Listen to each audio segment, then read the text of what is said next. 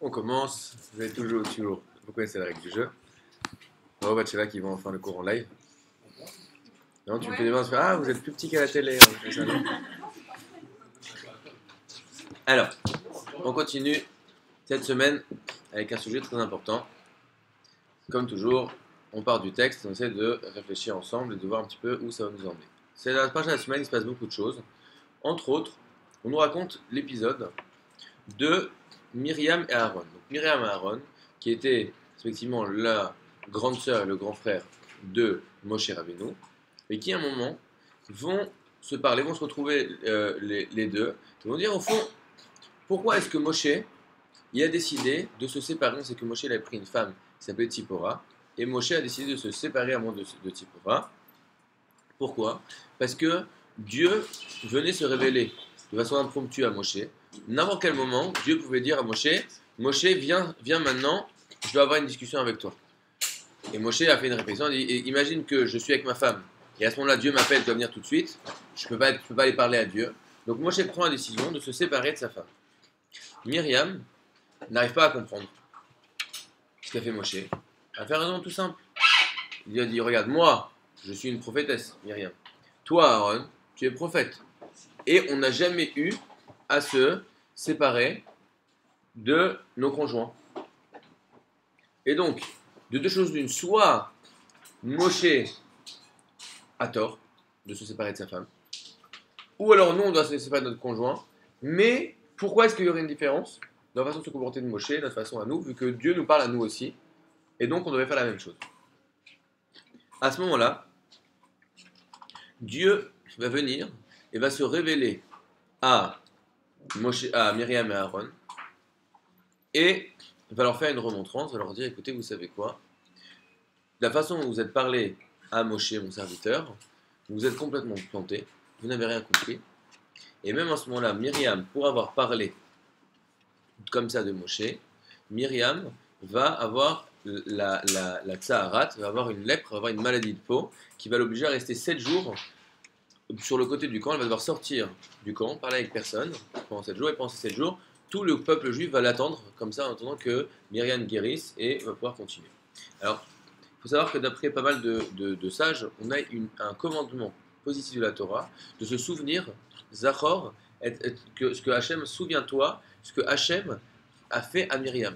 Pour se souvenir de l'importance du Lashon Hara, de la gravité du Lashon Hara, on a une mitzvah tous les jours de se souvenir que Myriam, c'était la grande sœur de Moshe, qu'il l'aimait énormément, que Myriam avait risqué sa vie pour sauver la vie de Moshe quand il était petit.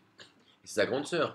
Et au fond, elle n'a pas dit de Moshe quelque chose de terrible, elle n'a juste pas compris la différence qu'il y avait entre elle et Moshe. Et elle n'a pas dit en public, elle a dit devant Aaron, qui aime Moshe, c'est aussi le grand frère de Moshe, et n'empêche, malgré toutes ces circonstances atténuantes, comme au fond elle a dit quelque chose qui était quelque chose de négatif sur Moshe, Dieu est venu et lui a puni la tsaharat. Donc nous on a une mitzvah de se souvenir de ça, et pour prendre bien conscience de l'importance de la Lashon Hara. Mais moi ce que je voudrais parler ce soir, ce dont je voudrais parler, c'est pas directement du Lashon Hara, on en a déjà parlé, mais de la façon dont Dieu va venir se révéler à Aaron et Myriam pour leur faire prendre conscience de leur erreur. A priori, Aaron et Myriam ne sont pas des gens mauvais, ils sont des nabis, mais plus qu'a priori, c'est des prophètes, ce sont des gens extraordinaires. Et à ce moment-là, ils ont fait une erreur. Dieu sait qu'ils ont fait une erreur, et Dieu va devoir venir leur dire, écoutez les amis, vous êtes trompés. Vous savez qu'il y a dans la Torah, il y a un commandement positif, on verra un peu plus tard.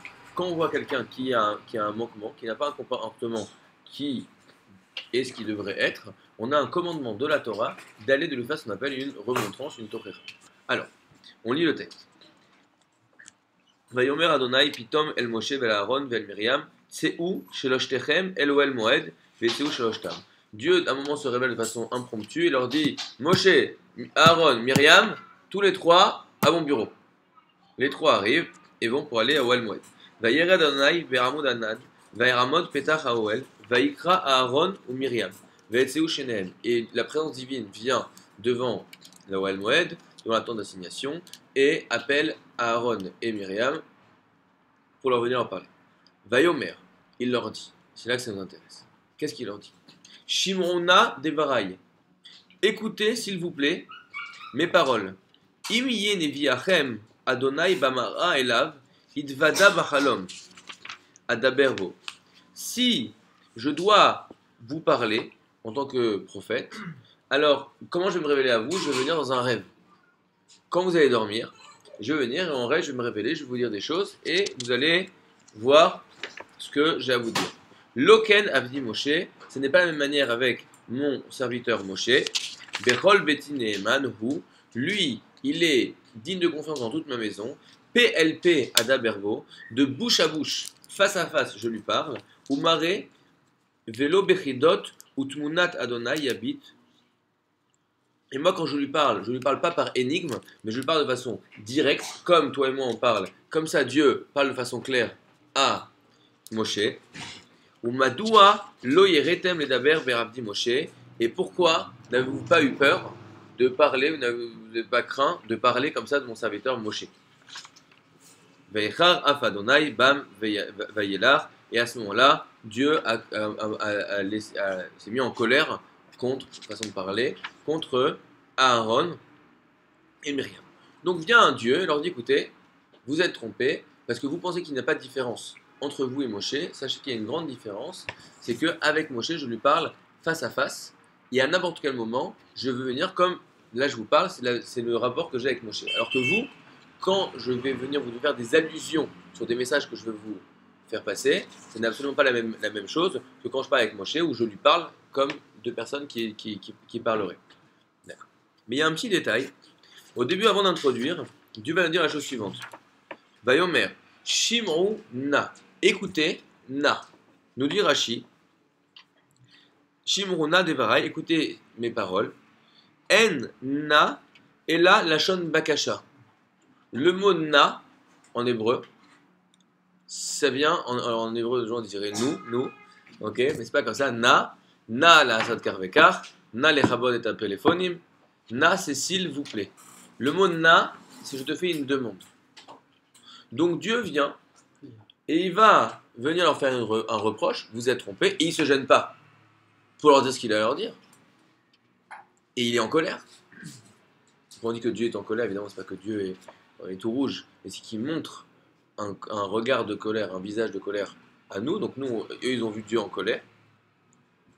Mais il introduit Shimuna. Et il y a un commentaire sur Rashi qui dit la chose suivante. Il s'appelle le Sifteh Chachamim.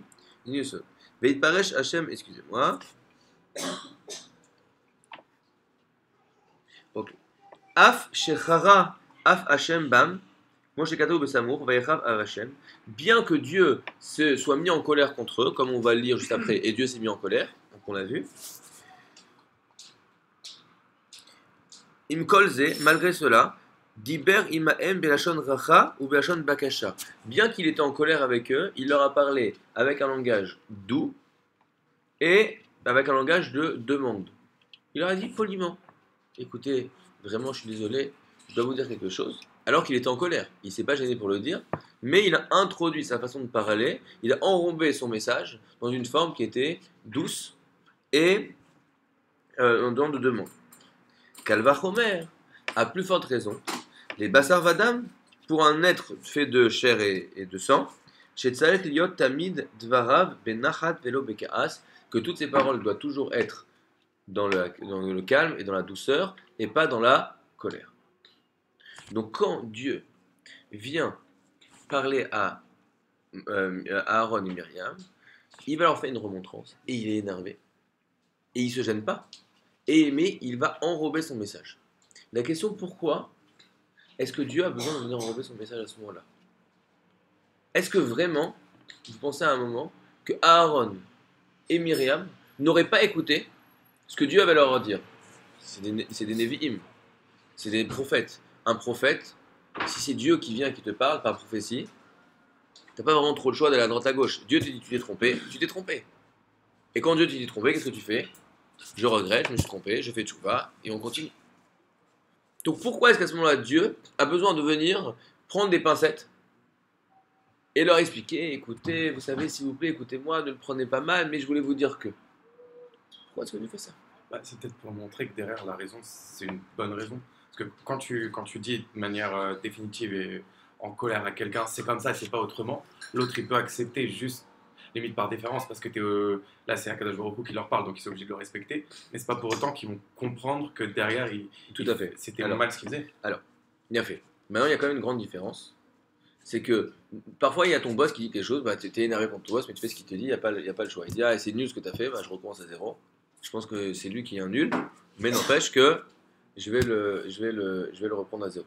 Quoi qu'il en soit, là, non seulement tu n'as pas le choix de faire ce que Dieu te dit, mais tu n'as pas le choix que de croire que ce que Dieu te dit, c'est la vérité. Emet chotamo shel HaKadosh Baruch Hu. Nous disent nos sages que le tampon d'Hachem, c'est la vérité.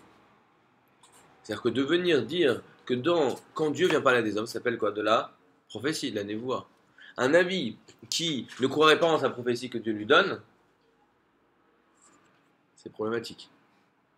Un avis qui changerait le message divin en disant non mais Hachem il m'a dit ça mais ça sonne pas bien, je veux dire autre chose. Qu'est-ce qu'on fait s'il vient il dit Dieu m'a dit et en fait Dieu lui a pas dit, qu'est-ce qu'on lui fait? On va jouer à... Vous connaissez les jeux où on doit faire tomber les canettes, les canettes des boîtes de conserve? On joue à ça avec lui. Alors, on chamboule tout, voilà, on le chamboule tout lui. Voilà, donc quoi qu'il en soit, comment c'est possible? C'est évident que Myriam et Aaron n'allaient pas à un moment ne pas croire en la parole divine. Et pourtant Dieu fait l'effort de venir mettre les formes. Alors, texte numéro 2, c'est pas pour rien que Dieu le fait. C'est une mitzvah de la Torah. Je vous ai dit au début qu'il y a un commandement de la Torah de venir faire une remontrance. Donc Dieu vient, il y a un manquement et fait une remontrance. Pas de problème. Maintenant, le texte numéro 2, c'est que dans Vaïkra, Lo tisna et achicha bilvavecha. On a un interdit de haïr son prochain dans son cœur. Et je parle bien dans son cœur. L'interdit, il est d'ailleurs dans le cœur. Donc l'interdit, il n'est pas juste d'être méchant, il n'est pas juste de dire du mal, il n'est pas juste de regarder le mal, il n'est pas juste d'être jaloux. L'interdit, il est de haïr dans son cœur. Même quelqu'un qui garderait dans son cœur, mais qui haït un autre juif, il transgresse le commandement de l'interdiction d'ailleurs un autre juif dans le cœur. On pourra en parler une fois. Le pasuk, le verset continue. Ocheach tocheach et amitecha. J'ai toujours du mal quand on essaie de traduire quand il y a deux fois le langage comme ça. Tu feras des remontrances et amitecha à ton prochain. Velo tissa alavret. Tu vas devoir lui faire des remontrances. Donc de là on apprend que on a un commandement, quand on voit un manquement, de venir reprendre les gens. Alors là, c'est ça. Et tout de suite, le pasteur nous dit attends. Parce que le monsieur, inspecteur des travaux finis, qui regarde tout le monde et qui a toujours un bon mot pour dire ah, et toi, il faut faire ça, et toi, c'est ça, etc. Ok. Lui, il peut aller très loin. Ça, c'est pas ce que la Torah veut. Vélo tissa alav chet, et tu ne porteras pas sur lui une faute. C'est quoi ce fait de ne pas devoir porter sur lui une faute? Alors vous savez toujours quand on veut savoir c'est quoi ce qu'elle est la Torah, la commandement, on va aller voir qui. C'est quoi toujours les courses, toujours le même ordre normalement. On va voir le Rambam, Hazak. On va voir le Rambam, on va voir Maïmonide. Allez, là je vous lis, je vous traduis pas tout, mais je vous redonne l'idée parce que c'est un texte un peu long. Rambam Ilchot Deot. Aroe Chavero She Chata. O Shealar Bederech Lotova. Donc c'est quelqu'un qui voit soit qu'il a fait vraiment une faute, ou même qu'il n'a pas fait une faute, mais je sens qu'il prend une mauvaise direction dans sa vie. C'est pas une faute, mais je sens qu'il y a quelque chose qui est pas bon pour lui. Mitzvah l'erziro les moutav, il y a un commandement de le faire revenir dans un meilleur chemin, ou le dire chez Uchote, et de lui faire savoir qu'il faute, al atzmo bemaasav, qu'il faute contre lui-même par ses mauvaises actions.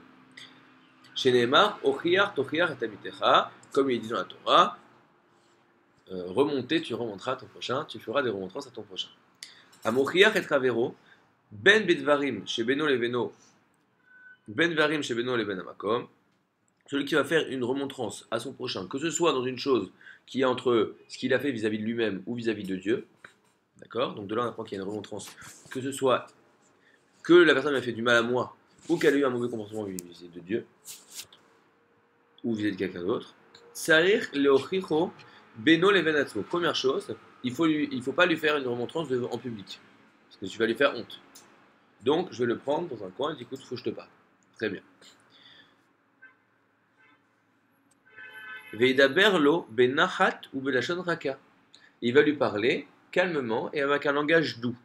Viodio sheno merlo et là les tovato.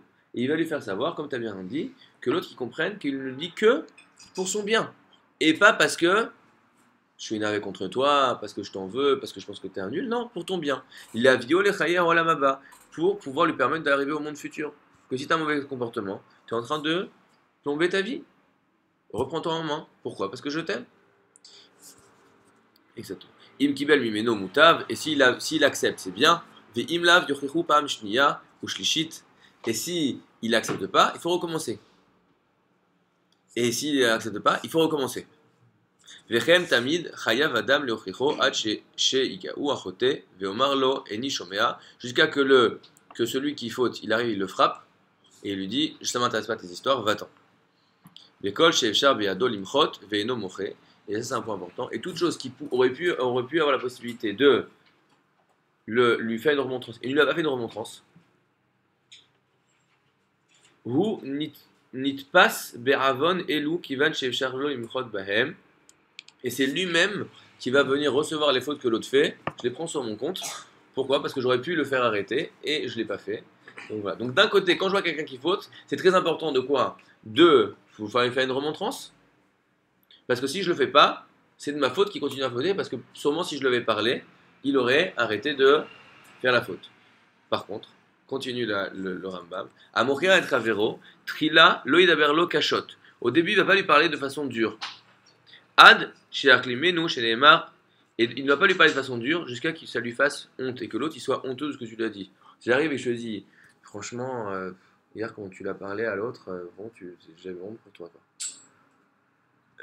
Vous avez déjà vu, c'est quelqu'un qui vous fait. Vous avez déjà fait quand vous faites une erreur, quel que soit le truc, et quand il vient, il te la colle dans la figure, ta faute. Qu'est-ce que tu as envie de faire? Tu as envie de faire, tu as envie de te cacher. Tu deviens tout rouge, après tu as envie de le tuer lui, et tu n'as qu'une envie de dire non, mais j'ai pas fauté, de toute façon t'es qu'un imbécile. Donc quand je dois parler à quelqu'un, je dois lui parler sans lui faire honte, sans qu'il se sente mal de la façon dont je vais lui faire la remontrance. Chez Neymar, comme c'est écrit, Vélo, Tissa à la frette, tu ne mettras pas sur lui une faute. Car Amrou, Chachamim, Yachol Ata Mochicho, Mfana Mishtanot, nos sages ont dit quoi? Tu peux lui faire une remontrance et tu vas lui faire honte, lui faire rougir. Non, il y a écrit tu ne vas pas lui porter une faute sur lui. Chassou la dame l'achlim et Israël. Et donc de là en fait, on apprend même mieux que ça, que non seulement je ne vais pas lui faire porter une faute sur lui, mais c'est interdit pour moi de faire honte à quelqu'un, de faire rougir quelqu'un. Et donc si en lui faisant ma remontrance, je lui fais honte, qu'est-ce qui transgresse un interdit? C'est moi. Et donc le passou, comment on peut le lire? Vélo, tissa à la frère. Pas tu portes un travail, une faute sur lui. Mais tu ne vas pas, toi, porter une faute à cause de lui. Donc là, je nous dis la chose suivante. La Torah, d'un côté, si je vois l'autre qui faute, je dois absolument, parce que c'est ma responsabilité. Pourquoi? Nous, on n'est pas chacun d'entre eux. Mais il y a des gens, parfois, tu arrives et tu leur fais une remarque. Ou tu dis, mais de toute façon, c'est pas tes oignons. Si, c'est mes oignons. Pourquoi? Parce qu'on est tous dans le même bateau. Et pourquoi? Parce que tu es mon frère et que je t'aime.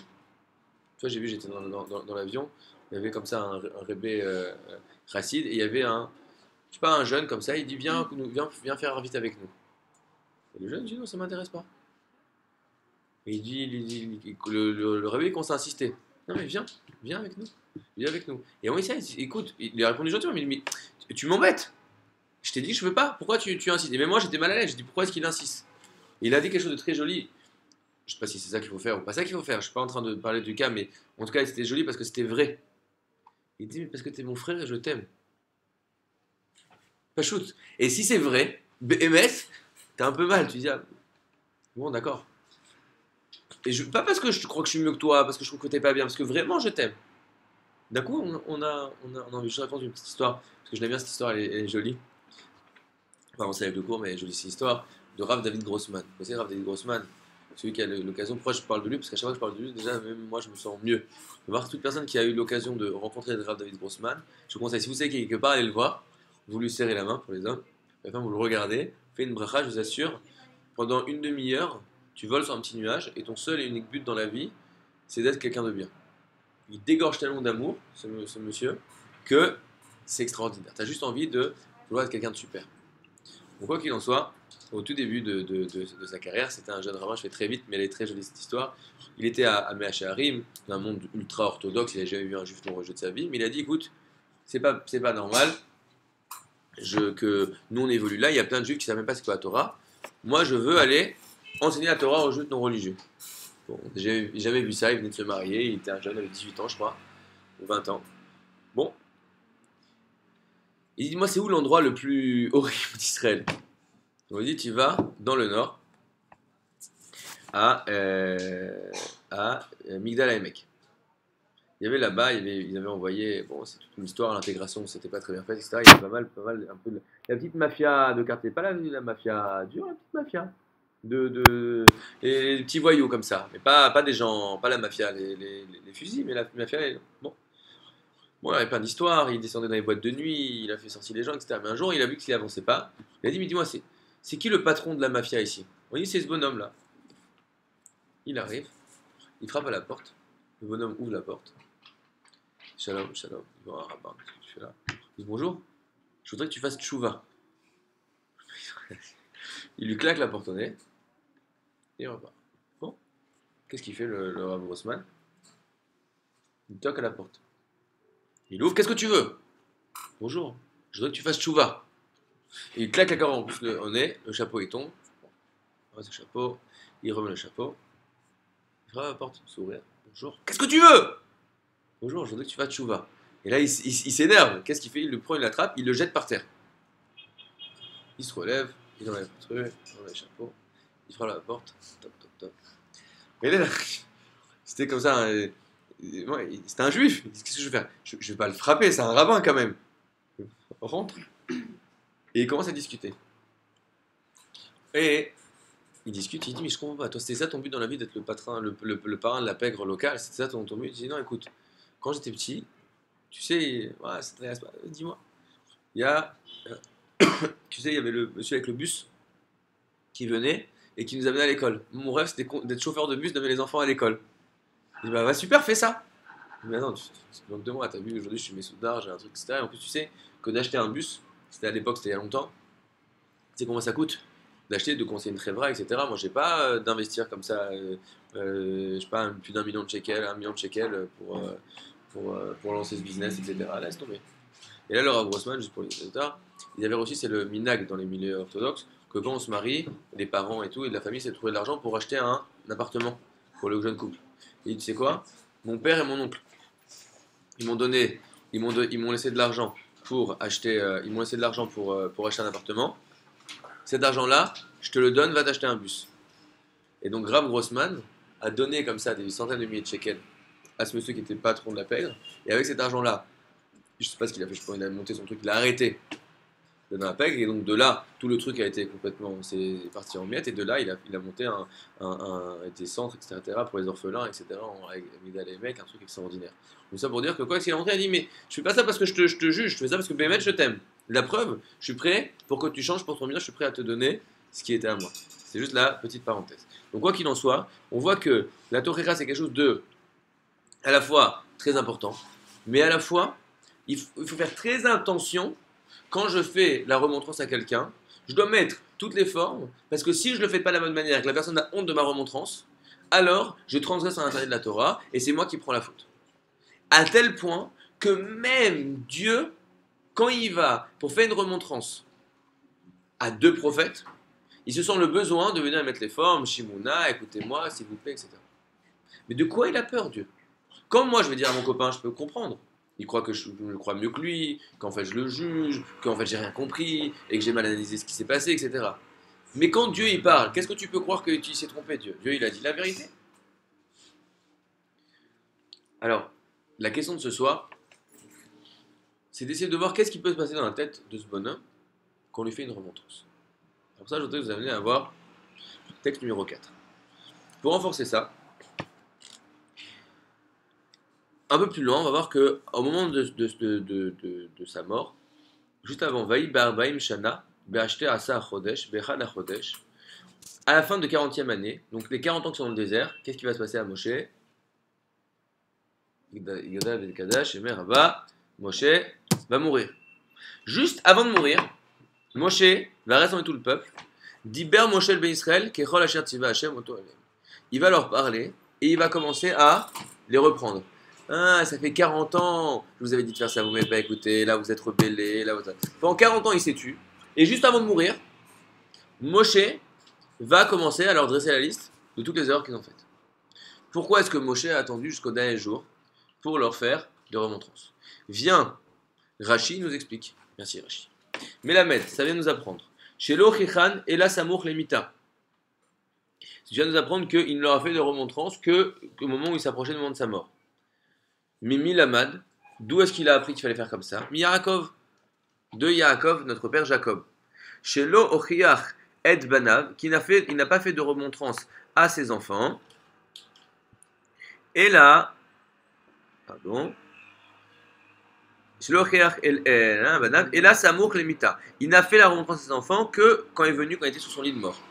Quand ça, Amar Reuven béni. À Reuven, il y avait une histoire que Reuven, il a fait un certain acte, etc., qui s'était perdu. Il a eu un comportement qui n'était pas celui qu'il aurait dû avoir. Et à ce moment-là, Reuven, qui aurait dû être le Bechor, le roi, il aurait dû avoir tout. Donc la royauté aurait dû descendre de Reuven. La Keuna, le service dans le temple de Reuven, tout aurait dû être dans Reuven. Et Reuven va perdre ça par son action. Et lui dit, Reuven béni, Reuven mon fils, Ani omer lecha, mipnema lo ocharticha kol hashanim alelu. Pourquoi est-ce que ça fait toutes ces années que tu as fait ça? Je t'ai jamais fait une remontrance. Reuven savait très bien qu'il avait fauté. Nous dit la Torah que Reuven il a ouvert la porte à tous les balais de Tchouva, à tous les gens qui ont fait des erreurs, qui se sont repentis dans leur existence. Que Reuven, tous les jours, il s'habillait, il déchirait ses vêtements, il avait des vêtements de. Il était en deuil toute sa vie sur la faute qu'il avait faite. Bien que ce n'était pas vraiment une faute, la Gemara nous dit toute personne qui dit que Reuven a fauté, Eno et la Toé, c'est quelqu'un qui n'a rien compris à la vie. Quoi qu'il en soit, lui à son niveau, il estimait qu'il y avait eu un manquement là. Et donc lui dit, mon fils, tu te poses la question, pourquoi toi tu sais que tu t'es planté, moi je sais que tu t'es planté, pourquoi ça fait des années que je t'ai jamais rien dit? Pourquoi? Kede shelo taniheni veteler vetedabek be'aisav achi. Parce que si je t'avais fait une remontrance, si je t'avais dit, écoute, bon, tu t'es planté, j'aurais eu peur de quoi? Que tu me lâches et que tu ailles voir mon frère Esav et que tu ailles t'accrocher à lui. Et donc de là a appris Moshe que il fallait attendre vraiment la fin, quand il y a plus de risque, vu que quand Yaakov allait mourir, son frère Esav allait mourir, là il peut lui faire la remontrance. Il y a un moment toujours dans le coin, il faut sauter au plafond, c'est maintenant. Bémet, il y a un risque, Reuven, hein, Reuven, le fils de Yaakov, Sadiq, il doit être prophète, c'est lui qui va donner les Shvatim, qui va donner les tribus. Yaakov, t'as peur que, parce que si tu lui dis que, alors qu'il sait très bien qu'il a fauté, que son père lui dit, hé, tu te rends compte, t'as fauté? Il y a une peur qu'il soit tellement déstabilisé qu'il a jusqu'à s'accrocher vers qui? Esav. Esav, c'est qui? Esav, c'est son oncle. Mais c'était pas. On a toujours un tonton sympa et un tonton qui s'est un peu planté. C'était pas juste le tonton pas religieux mais sympathique. Esav, c'était un tueur, c'était un violeur, c'était un idolâtre. C'était tout ce que tu veux tu veux la dream team des méchants, c'était tout mis dans Esav.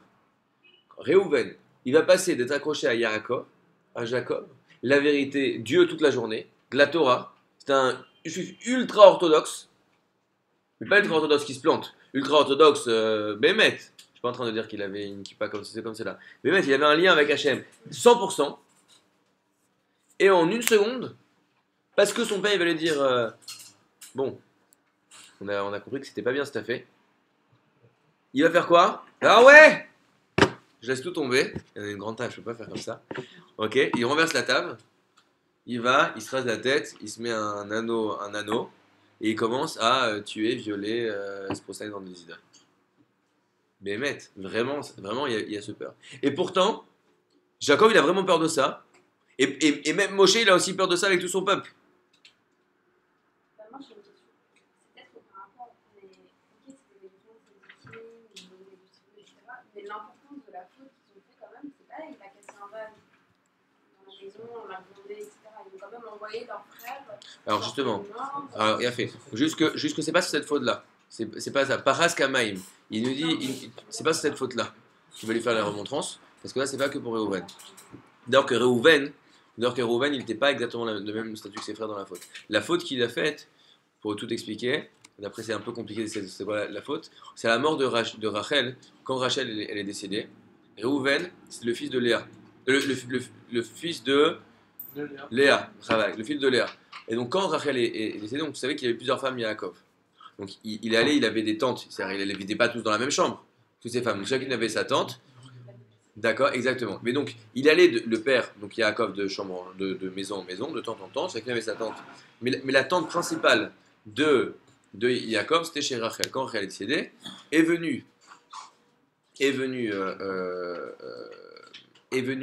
Réhouven et a pris la couche, le lit de son père et l'a mis dans la tente de sa mère, de Léa, en disant maintenant, c'est ma maman, la maîtresse de maison. Et c'est ça qu'il a fait. Donc, et là-dessus, la Gemara nous dit, toute personne qui dit que Réhouven a fauté, il n'a rien compris à rien du tout. Donc c'est-à-dire que la faute, entre guillemets, que Réhouven a fait, c'est quelque chose de très très très très très très fin. Ça n'empêche qu'ils ont fait des actes Peut-être. Ça, il faudra en discuter, essayer de comprendre. Mais c'est pas là-dessus qu'il a une remontrance à lui faire, et c'est pas là-dessus qu'on a peur qu'il parte. Donc sur le point, c'est une vraie question que tu poses, ça sera un sujet en toi, qu'est-ce qui s'est passé avec la vente de Yosef? D'accord? Mais c'est une vraie question, c'est un sujet. Alors juste je le dis parce que je le dis aussi pour les gens qui regardent sur internet. Tu vois pourquoi je dis de mettre les cours sur internet à chaque fois? Parce que qu'est-ce qu'on fait tout le temps en fait? On va ramener plein d'exemples et on va essayer de prendre juste un côté de ce dont on parle pour éclairer un certain point. Mais tu dis mais c'est sympa, tu m'as lancé une bombe qui en met 40 000 questions autour et tu me laisses avec mes questions de côté. C'est pour ça qu'il faut venir tous les mercredis. Pour qu'on puisse développer tous les points petit à petit, il y a toujours à rajouter. Donc c'est vrai qu'il y aurait plein de points à faire qui mériteraient d'être traités.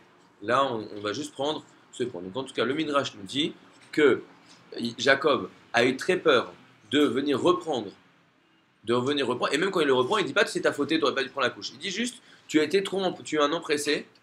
Et comme tu as un an pressé, alors tu ne pourras pas devenir roi. D'accord? Parce que c'est pas de... Donc, il ne le prend même pas sur la faute, c'est juste sa façon d'être qui a été un moment manquante. Et là, tu dis, si je t'avais repris, tu aurais tout laissé tomber, tu aurais tout envoyé voler, et tu aurais été chez mon frère pour aller se prosterner dans des idoles et tuer des gens. Ok? Il y a de quoi sauter au plafond? S'il n'y a pas toujours il n'y a pas de question, il n'y a pas de réponse. C'est même de quoi sauter au plafond? La question reste va vous plaire. Ok? Donc, comment c'est possible?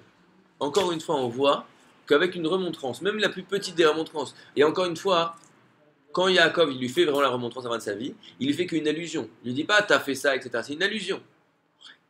Et donc si c'est une allusion, c'est que l'autre sait très bien qu'il a fait une faute. Parce que si tu comprends pas l'allusion, c'est que tu sais très bien de quoi il parle.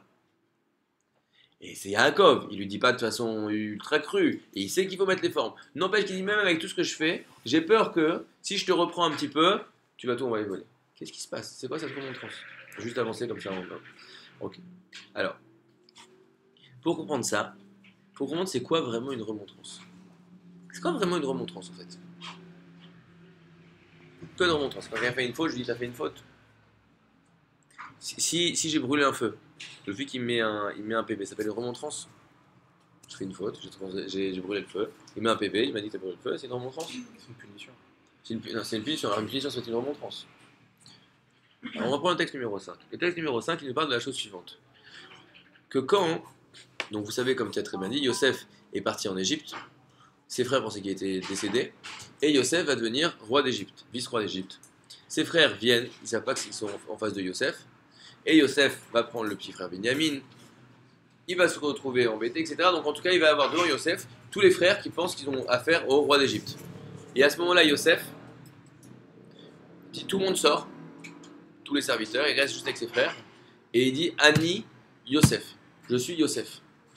Et là, nous dit le Passouk, nous dit la Torah, et ils n'ont pas pu, la Hanot Oto, ils n'ont pas pu lui répondre, qui nivalou mi panav, parce qu'ils ont été, en français, nivalou. Quoi? Plus que peur. J'étais stupéfait. Nous dit Rashi, Naboucha. Ils ont eu honte. Bien, Yosef leur dit, Ani Yosef. Et là-dessus, les frères, ils n'arrivent plus à parler. Ils n'arrivent plus à prendre le contrôle d'eux-mêmes. Là-dessus vient, et nous dit le Midrash, nous dit nos sages, Amar Rabbi Shimon ben Elazar. Vient nous dire Rabbi Shimon ben Elazar. Oï lanu miyom adin. Malheur à nous le jour du jugement de 120 ans. Oilanu miyom atochecha. Malheur à nous le jour de la remontrance. Bilram chacham shalumot lo haya yachol la'amod betochechot etano. On nous ramène que Bilham, qui était le sage parmi les nations, il n'a pas pu quand son ânesse, je ne vais pas rentrer dans cette histoire, lui a fait des remontrances, il n'a pas pu répondre. Yosef, Ktano Shel Shvatim. Yosef qui était le plus petit, c'est pas le plus petit, mais c'était un des plus petits devant ses frères, qui était un des petits qui était présent là. Aya Velo Yachlu Echav La'anototo. Et ses frères n'ont pas pu lui répondre, Kini Valou Mipanav, parce qu'ils ont été complètement abasourdis devant lui. Mipne Amipanav, et Kesheavo Akadosh Baruchu. Si déjà, quand Yosef, Adiani Yosef, leur a fait une remontrance en disant je suis Yosef, ils avaient pu le trouver complètement perdu. À plus forte raison, les Kesheyavo Akadosh Baruchu, quand Dieu lui-même il va venir, Viochiriach, Kol Echad Ve'echad, et chacun il va nous prendre à 120 ans, il va dire ah, voilà, il va nous faire des remontrances. Les filles Marasav, sur ce qu'on a fait, Alachad Kama Vekama, à combien plus forte raison, on va pas savoir quoi répondre et on va être complètement abasourdi comme ça. Un texte qui est très fort, il faudrait comprendre. J'ai une question toute simple. C'est quoi la remontrance que Yosef il a dit à ses frères? Il a dit Ani Yosef, je suis Yosef. C'est pas une remontrance. Une remontrance, c'est vous m'avez fait ça, vous m'avez vendu, vous m'avez jeté dans un puits, vous avez voulu me tuer, etc. Quelle est la remontrance? Ani Yosef, je suis Yosef. De là on apprend c'est quoi vraiment une remontrance. Et puis je fais tourner plus le suspense de la réponse, mais je voudrais bien développer. C'est quoi une remontrance et des deux points. C'est quoi une remontrance? Une remontrance, c'est quand je vais faire prendre conscience à quelqu'un qui doit réinterpréter son vécu avec des nouvelles lunettes. Une remontrance, c'est quand je dis, toi, tu as eu telle et telle interprétation de ce qui s'est passé. Maintenant, on fait replay. Je te dis, en fait, la vérité comment elle est, et tu vas revoir et tu vas te regarder. Qu'est-ce qu'il leur dit quand il dit Ani Yosef? Il dit à ses frères, vous pensiez que pourquoi vous m'avez vendu? Ils n'ont pas vendu parce qu'ils le détestaient. Ils l'ont vendu parce qu'ils disaient qu'il se rebellait contre Yehuda. Il avait fait des rêves en disant que c'est lui qui allait être le roi. Ils ont dit mais c'est un menteur, c'est n'importe quoi ces histoires. Il dit qu'il va être le roi, il veut se rebeller contre le vrai roi. C'est qui le vrai roi? C'est la tribu de Yehuda, c'est Judas le vrai roi, Yehuda le vrai roi. Donc il veut se rebeller contre le vrai roi. Donc s'il veut se rebeller contre le vrai roi, Kol Amored Bemalchut, tout celui qui se rebelle contre le roi, la halacha, Chayav Mita, il est passible de mort, peine de mort. C'est pas qu'ils étaient énervés, ils ont fait un beddin, ils se sont mis à 10. C'était qui le 10e membre du beddin? Dieu lui-même.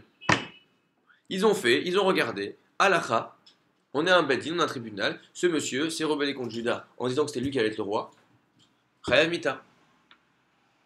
Et pendant des années, ils ont fait, et au fond, ils disaient, mais on a bien fait. Et ils ont continué à vivre leur vie, comme ça, en disant, écoute, on a fait ce qu'il y avait à faire. Vient Yosef, il leur dit, Ani Yosef, vous me voyez, moi, le roi? Vous êtes prosterné devant moi? Qu'est-ce que je vous avais dit il y a plus de 20 ans? J'avais fait un songe, non? Il y avait quoi, 11 étoiles? Qu'est-ce qu'elles sont faites, 11 étoiles? Elles sont prosternées devant qui?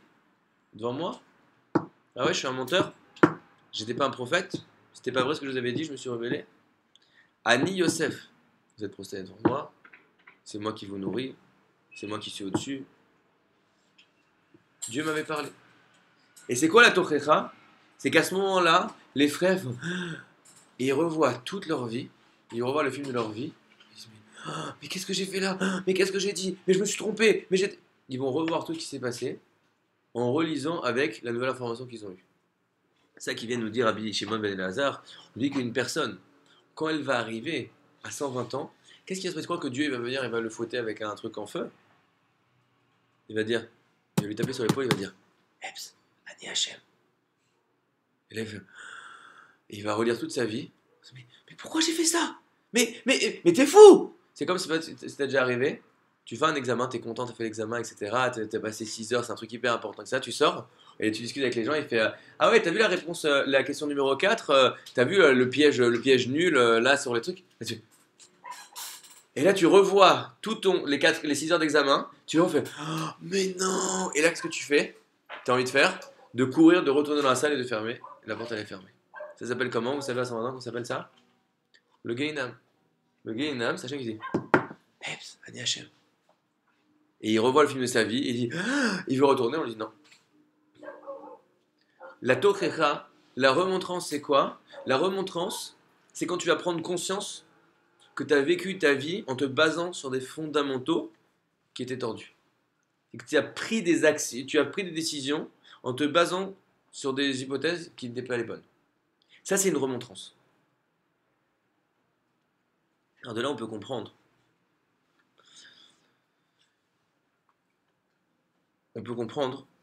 Alors texte numéro 6, il y a un texte suivante, que quand, vous savez l'histoire de Yitzhak qui devait donner la bénédiction, il y avait 2 fils, Jacob et Esav, et finalement Jacob va se déguiser en Esav, et Yitzhak va lui donner la bracha.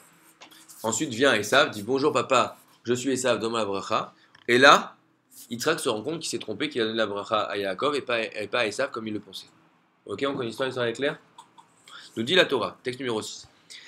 Vayechera Yitzhak charada gedola. Et il s'est mis à trembler, un tremblement immense. Admeod, beaucoup plus que quand on ne sait pas. Vayomer, il a dit Mi efo hu atzad saïd vayaveli, vayochal, mikol beterem, tavo vavarcheu.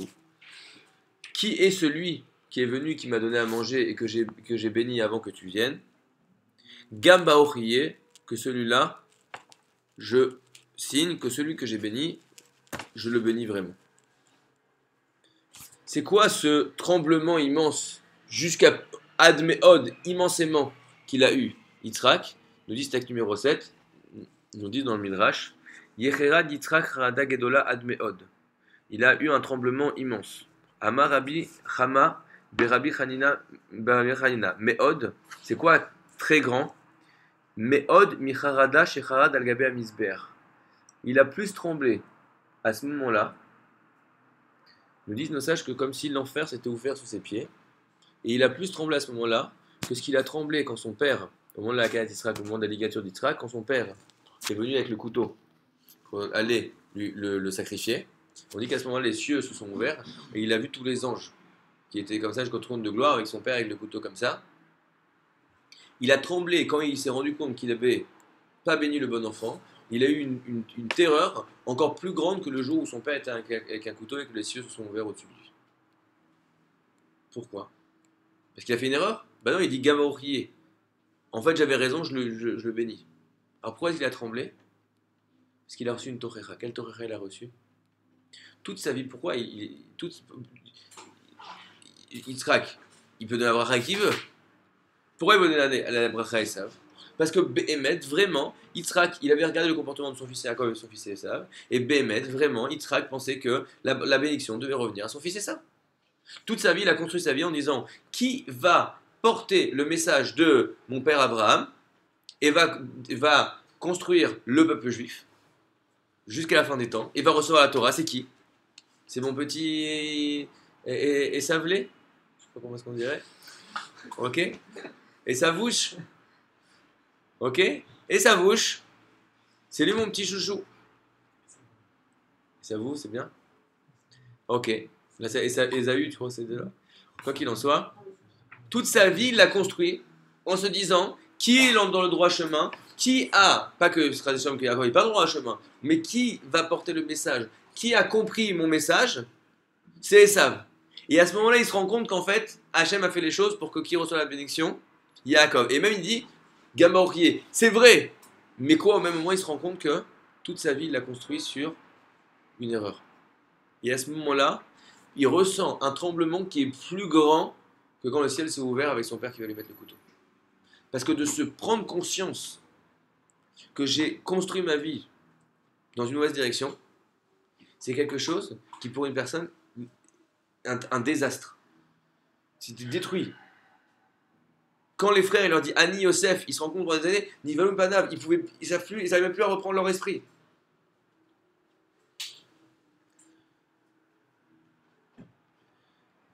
Et à ce moment-là, il y a quelque chose de très dangereux qui se passe. Il faut savoir une chose, que tout le temps dans notre vie, au fond, on monte et on descend toujours par étapes. Voilà, est-ce que là je fais ça bien? Hop, on avait déjà parlé de ça, ce qu'on appelle le point de libre arbitre, la Nekoda Bechira, on a déjà parlé dans un des premiers cours, que au fond, j'ai pas à chaque instant me dire est-ce que maintenant je vais en boîte ou je vais à la yeshiva. Ou alors, chez les Français, c'est peut-être ça arrive plus souvent qu'on le croit. Vous voyez, disons, est-ce que aujourd'hui je vais à la synagogue ou je vais à l'église? Après, tu ne passes pas comme ça tout comme ça toutes les 5 minutes. Mais on prend des petites décisions dans un sens, dans un sens, dans un sens, et on se retrouve amené dans quelque chose. C'est le texte numéro 10.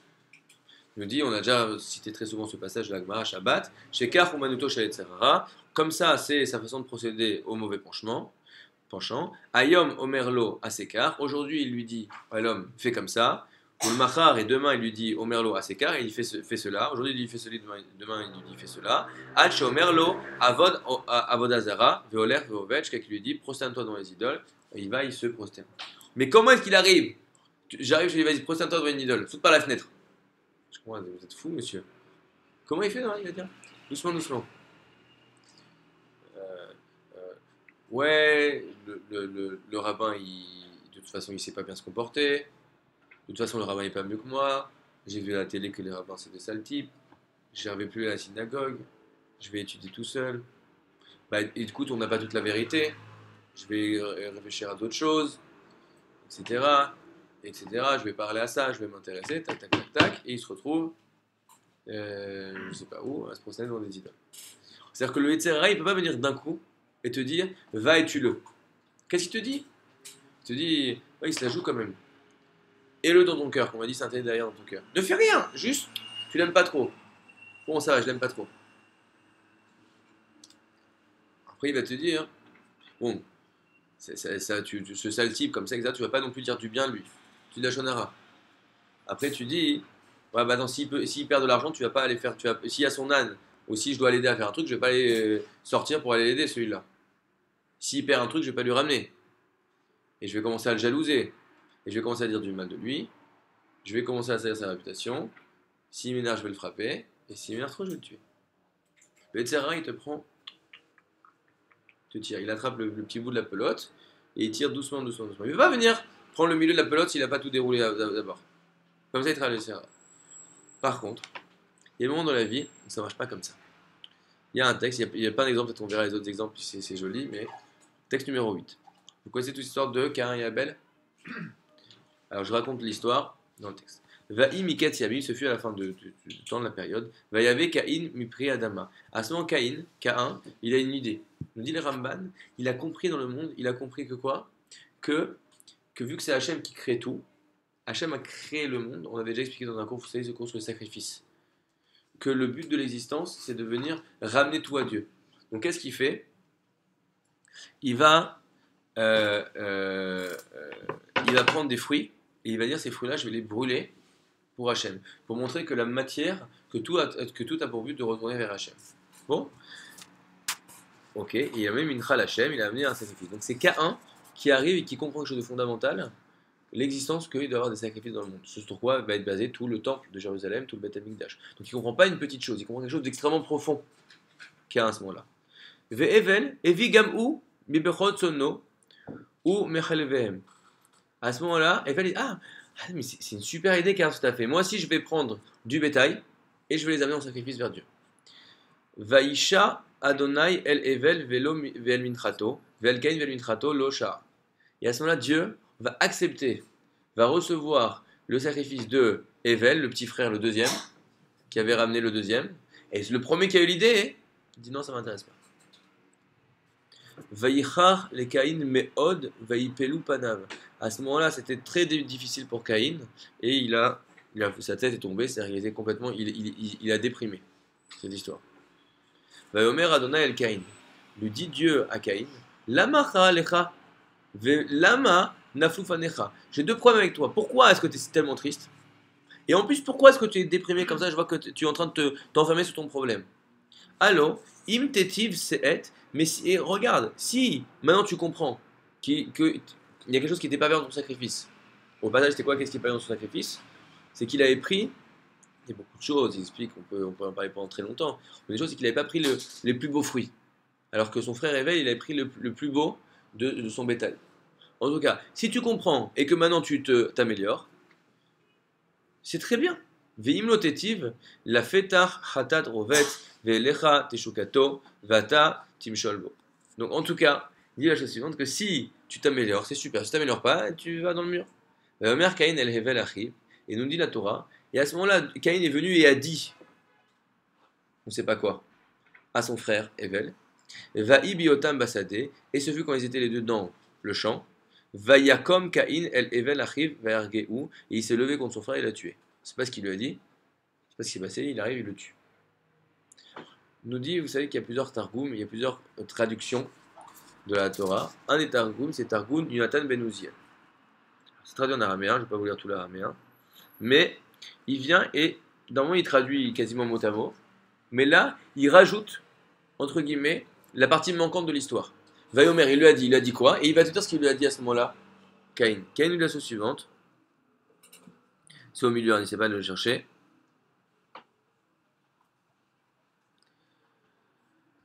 Ve'amar le'evel, c'est au milieu. Il a dit à son frère, Let din velet dayan. Il n'y a pas de justice et il n'y a pas de juge.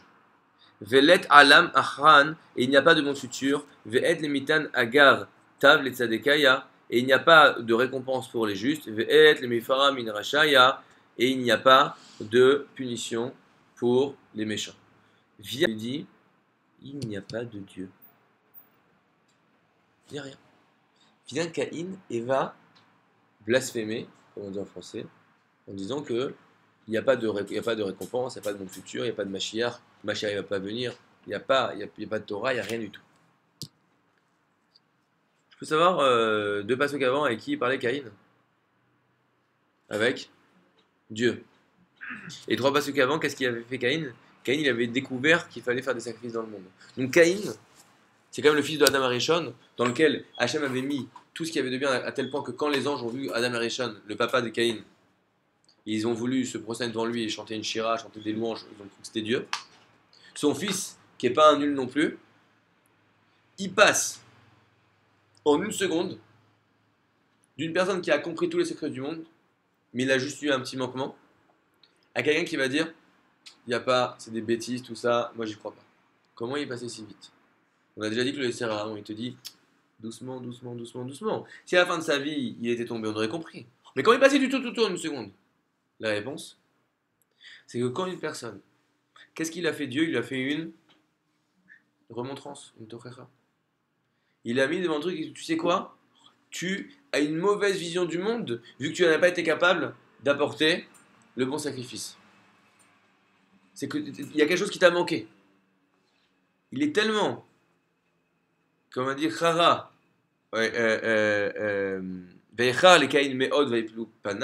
il était complètement bouleversé par ça, il s'est enfermé dans son problème, qu'il est dans un état où à ce moment-là, le Tzarara, il peut te prendre et t'amener à l'autre bout du monde. Quand une personne est en échec, elle est dans un moment de grand danger. Pourquoi? Parce que des choses qu'elle ne ferait jamais, comme à un moment elle est en train de se dire, ouais, je laisse tout tomber. Et elle éclate tout. Et elle part très très très très très bas. Là, je ne l'ai pas regardé, mais juste, je le trouve tellement beau ce commentaire, j'ai quand même voulu le raconter. Il y a une histoire tellement beau, souvent on ne comprend rien à cette histoire. Donc je suis content de vous apporter un éclairage, peut-être on va comprendre quelque chose. Est-ce que vous connaissez l'histoire de Shlomo Améler, du roi Salomon, avec un certain petit bébé et deux dames? Il dit, ouais, c'est mon bébé, coupez-les en deux. Ah bon, pas de problème. Bon, je ne sais pas si vous connaissez toute la blague. Ces deux belles-mères, elles disent, non, c'est mon gendre, c'est mon gendre, c'est mon gendre. Elle dit, écoutez, je sais pas, on va le couper en deux. Quand même, vous avez tous les deux une demi-gendre, un demi-gendre. Il y en a une qui dit, ah oui, coupez-les en deux. Dire, c'est bon, c'est elle la belle-mère. Quoi qu'il en soit, c'est quoi cette histoire? Je vais dire un truc. On dit des histoires, ok, super, génial, coupé en deux. C'est des vraies histoires. Ça nous apprend quelque chose. Donc, et je te demande à quelqu'un, on prend un enfant, c'est pas le vôtre, hein. Je prends un enfant, un truc, qui veut couper un gosse en deux? Personne, vous êtes sûr? Pourquoi la maman, celle qui est pas la maman, d'accord, pourquoi elle veut couper l'enfant en deux? Qu'est-ce qu'elle gagne à couper un enfant en deux? Et en plus, pourquoi qu'est-ce qu'elle dit? Elle dit pas, elle veut prendre l'enfant pour elle. Donc elle veut l'aimer, lui donner de l'amour, l'éduquer, etc. Et elle veut couper en deux? Pourquoi tu ferais ça? Comment il savait Shlomo Ameler que celle qui n'était pas la maman, elle allait couper, couper le gosse en deux? Ah, c'est une vraie question. Hein. Quelqu'un il a écouté cette histoire et il a dit oui, oui, il n'a pas sauté au plafond, il y a un problème. Il faut apprendre à sauter au plafond, les amis. Ok? Et c'est ma femme, elle rigole à mes blagues. C'est ça que je l'ai épousée. Quoi qu'il en soit, on va expliquer comme ça Rachmoni quelque chose d'extraordinaire. A priori, j'ai fait le test, personne ici veut couper les enfants. Personne de normal veut couper un bébé en deux. Mais Shlomo Ameler dit écoute, je vais faire un test. Je vais proposer quelque chose que personne dans un état normal ne serait prêt à accepter. Pourquoi? Parce que pour arriver à couper un bébé en deux, il faut aller tirer pendant des années, te faire descendre pour que tu arrives à couper un bébé en deux. Mais une personne qui est dans un état de descente spirituelle, qui est dans un état d'échec, qui est dans un état de mal-être, si je l'ouvre une porte même très bas, elle va tomber. Il y a une des deux personnes qui dit la vérité, qui est normale, qui est en train de vouloir reprendre son bébé qui lui appartient, qui est son fils, et l'autre qui est déjà une menteuse qui est en train de s'essayer de voler le bébé d'une autre. La menteuse, même si elle ment, elle est dans un moment, c'est difficile pour elle de continuer à mentir. Je vais faire un piège. Je vais ouvrir une porte ultra basse, il n'y a qu'une personne qui est déjà complètement enfouie dans un stress intérieur, qui va pouvoir rentrer dedans. Il a ouvert ça, il a dit on va le couper en deux. Personne au monde va se couper en deux. Seulement, une dame qui est en train d'essayer déjà de voler un bébé d'une autre, si tu l'ouvres une porte, elle va tomber. Comme ça, il marche les terrains. Quand une personne est dans un moment de détresse, à ce moment-là, il vient, il te propose tout. Ça vous est déjà arrivé ou pas? Des moments où tu as eu un échec, tu as eu un examen, tu n'es pas bien, ou on t'a fait honte, etc. Tu rentres, ouais, bah, c'est comme ça, et tu vas faire un truc que tu n'aurais jamais fait de ta vie. Bémet. Ça, c'est le cerveau. Donc on reprend. Pourquoi est-ce que même Hachem, quand il va parler à Aaron et Myriam, des Nevi'im, des prophètes, des Shimuna, il met toute la forme, etc. Parce que prendre conscience qu'on a basé son comportement sur quelque chose qui est faux, comme Aaron et Myriam, qui n'ont pas compris qu'il y avait une différence fondamentale entre eux et Moshe, c'est quelque chose qui est tellement perturbant pour une personne qu'à ce moment-là, une personne qui peut être au top, elle peut complètement virer. Que même Dieu a besoin de mettre toutes les formes. Et vient la Torah nous dit attention, tu as fait une remontrance, tu as une mitzvah, tu dois faire une remontrance. Pourquoi? Parce que c'est ton frère, parce que tu l'aimes, parce que vous êtes tous dans le même bateau. Comme il y a le Midrash qui raconte, c'est comme il y a plusieurs personnes qui étaient sur un bateau, qui avaient loué leur place, et un il arrive, il fait un trou sous sa place dans le bateau. Un autre qui dit mais t'es fou! Tu sais quoi, écoutez les copains, vous avez payé votre place, vous faites ce que vous voulez, moi j'ai payé ma place, je fais ce que je veux. Mais ça ne marche pas comme ça, si tu te coules, tu nous coules tous. C'est la même chose. Kol Israël, Aravim Zelabze. S'il y a une personne qui a un mauvais comportement, moi je paye, lui il paye, on est un tout. Donc je peux pas laisser, je dois lui faire une remontrance. Mais attention, il faut prendre conscience à quel point c'est dur pour une personne d'entendre des remontrances. Comme c'est désagréable, comme c'est perturbant, et comment ça peut l'amener à des conséquences terribles. Parce que le mal que tu l'as fait à ce moment-là. Donc quand tu as fait une remontrance, tu dois mettre tout un arsenal de techniques pour préparer la personne à pouvoir accepter ce que tu vas lui dire. Parce que sinon, tu la détruis. Il va mieux se taire. Il nous dit la Gemara, de la même façon que c'est une mitzvah de dire quelque chose qui va être entendu, c'est une mitzvah de ne pas dire quelque chose qui ne va pas être entendu. À tel point que de nos jours, nos sages nous disent qu'il n'y a qu'une personne sur 1000, et très peu de gens qui sont capables de vraiment faire des remontrances. Parce que pour faire une remontrance, si tu te rends compte l'amour qu'il faut avoir pour une personne, pour que l'autre ressente que ce qui parle en toi, c'est uniquement de l'amour. C'est que parce que tu l'aimes. Et parce que tu le respectes. Et que tu trouves qu'il est génial. Que vraiment tu trouves qu'il est tellement génial que c'est dommage qu'à ce moment-là il a un manquement. Mais c'est pas parce qu'il est pas bien, il est génial. Mais il est tellement génial que ça c'est pas pour lui. Et ça la remontrance. Alors, toujours avec le petit travail de la semaine, les devoirs maison de la semaine. C'est que Faire des remontrances, c'est très difficile. D'aller dire à quelqu'un, on pourrait faire un cours exactement comment est-ce qu'on dit les remontrances, etc. Tout un sujet. On apprend aussi des psukim, des parachutes, comment est-ce qu'on fait des remontrances. Mais une chose qui est claire, c'est qu'il faut prendre conscience que de mettre les gens face à leurs erreurs, c'est quelque chose qui est extrêmement violent pour des gens, et extrêmement dangereux. Il y a deux choses qu'on doit apprendre de ce cours. Un, à quel point c'est désagréable de se sentir face à nos erreurs. Donc on essaie de fuir ça de toutes nos forces.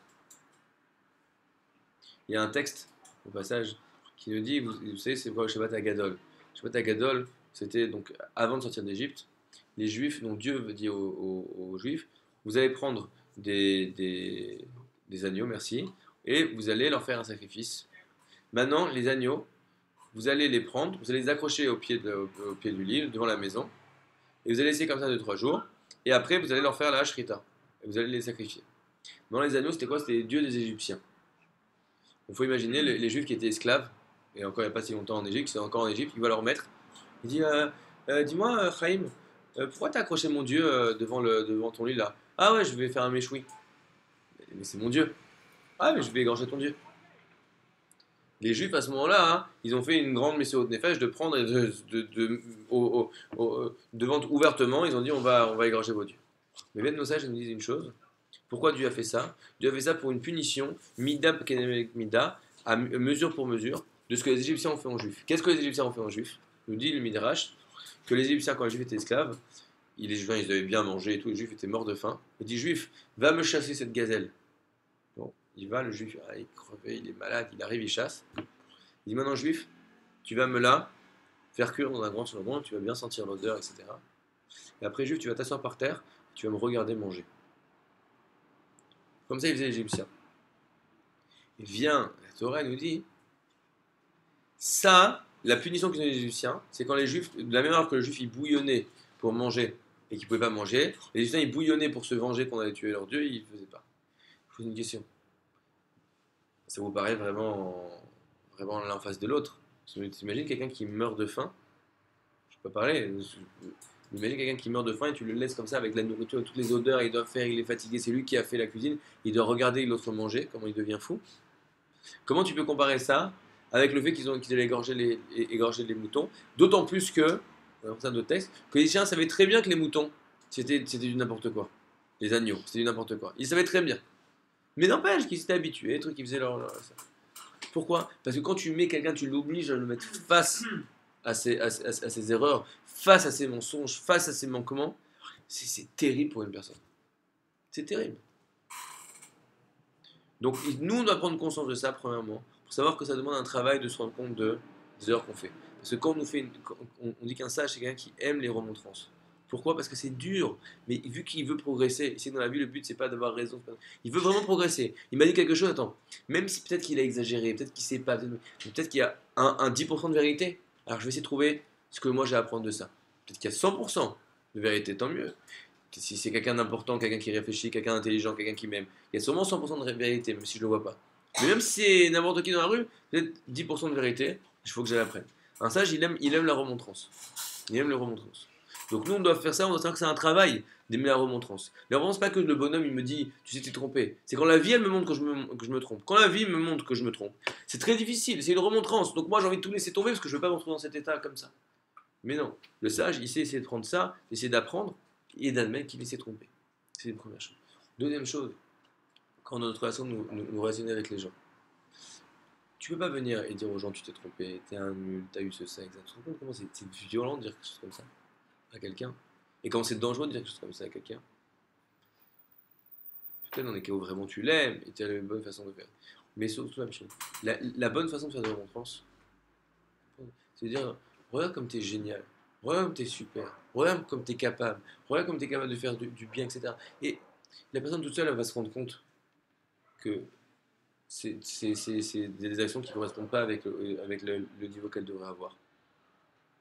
Et si elle ne se rend pas compte, alors à ce moment-là, une fois que tu as bien fait compris que vraiment tu l'aimes, que vraiment tu pourras peut-être lui faire passer au passage, qui prennent conscience de ça. Parce que vraiment, Bémet, vraiment, il y a des choses. Les gens, ils ne sont pas conscients qu'ils ont mal fait. C'est pas juste. Ça peut arriver. Tu as dit quelque chose en public. Moi, je fais un cours maintenant. Et après, quelqu'un va voir, tu sais, Ethan, tu as dit un truc sur ce sujet, tu sais que lui, il a vécu ça, ça l'a blessé. C'est une remontrance. Vraiment, je ne savais pas. Ou vraiment, je le savais, mais vraiment, j'ai pas pensé que quand je allais dire ça, ça allait lui faire de la peine. Donc vraiment, je m'en veux, je vais lui demander pardon et je vais réfléchir pour la prochaine fois. Donc, c'est vrai qu'il faut faire des remontrances, que l'autre il se rende compte de parfois qu'il y a eu un manquement. Enfin, l'autre il sait pas. Tu sais, une remontrance, et tu sais quand tu as fait ça, ça m'a fait de la peine. Je savais même pas que ça te faisait de la peine quand je faisais ça. C'est une remontrance. Je me rends compte que j'ai un truc. Même ça, c'est dur. Même ça, c'est désagréable. Quelqu'un vient et me dit même gentiment, tu sais, ça m'a fait de la peine quand t'as dit ça, t'as envie de dire, mais t'exagères et tout, t'as envie de te justifier. Donc tu te rends compte combien il faut prendre de gants et combien il faut donner de la valeur aux gens avant de pouvoir leur dire. Leur dire. Et nous on arrive et on dit ouais, ça tu t'es trompé, ça c'est nul, ça c'est ça. Mais c'est destructeur pour une personne.